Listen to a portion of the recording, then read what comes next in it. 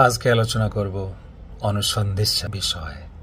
শ্রী শ্রী ঠাকুর বলছেন, চারদিকে একটা অনুসন্ধানী দৃষ্টি রেখে চলবে।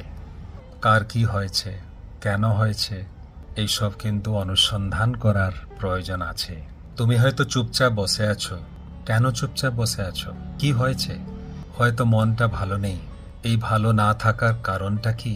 একটা অনুসন্ধানী দৃষ্টি নিয়ে এই সবগুলিকে বের করে নিতে হবে।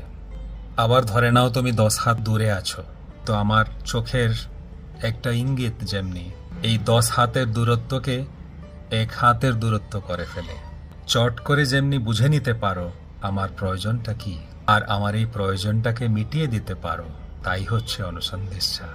শ্রী শ্রী ঠাকুর আমাদেরকে একটা অনুসন্ধিৎসু ভাব নিয়ে, মন নিয়ে, দৃষ্টি নিয়ে সব কিছুর কারণ খুঁজে বের করতে বলছেন। সত্যিকারে আমরা কি এটা করি?